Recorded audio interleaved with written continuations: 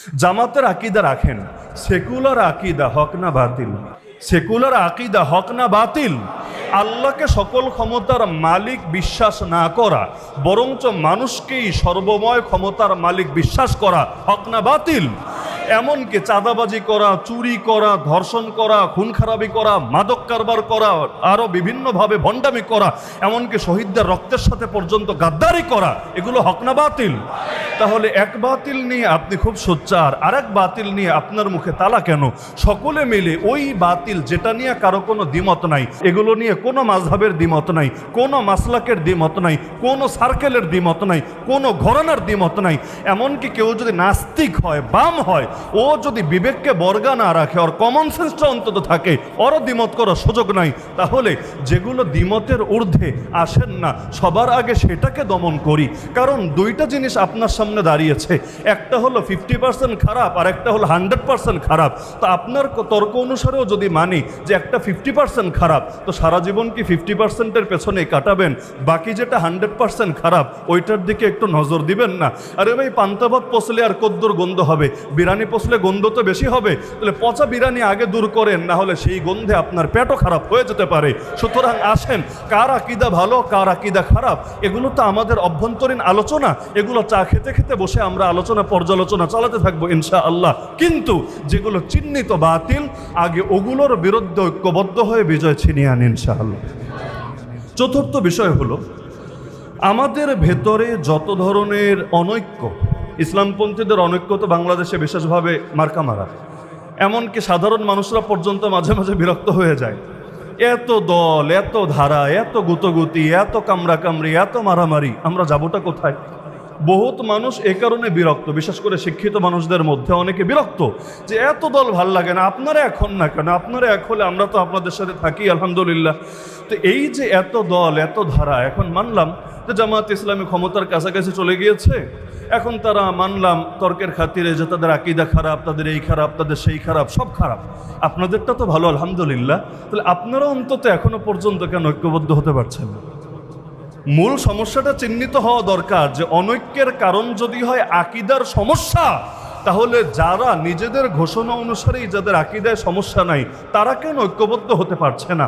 তারাও যে ঐক্যবদ্ধ হতে পারছে না, এত দল, এমনকি আল্লাহর কসম করে আমি বলতে পারবো, আমি নিজে আজও পর্যন্ত এই দলগুলোর নামে মুখস্থ করে সারতে পারিনি। বাস্তবে বাংলাদেশে কতগুলো ইসলামী দল আছে, আমার মনে হয় আমার সামনে একজনও অ্যাকুরেট তথ্যটা দিতে পারবেন না। কারণ আপনি যেটা বলবেন লাস্টে দেখবেন সেটাই ভুল হয়েছে।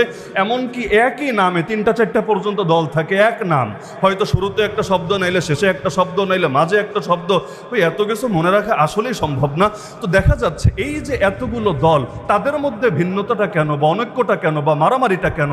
আমি যেটা বুঝি, আমার ভুলও হতে পারে, আমি যেটা বুঝি যে এই আকীদার দ্বন্দ্ব, অন্যান্য দ্বন্দ্ব, এগুলো হলো মুখরোচক বলি, এগুলো হলো এজেন্সি শেখানো কিছু ন্যারেটিভ এবং কিছু ডায়লগ আর কিছু বয়ান। বাস্তবতা হলো বিদেশি অপশক্তিগুলো, কুফরি পরাশক্তিগুলো এবং ওদের তাবেদার আজ্ঞাবহ এজেন্সিগুলো, ওরাই চায় না আমরা ঐক্যবদ্ধ হই।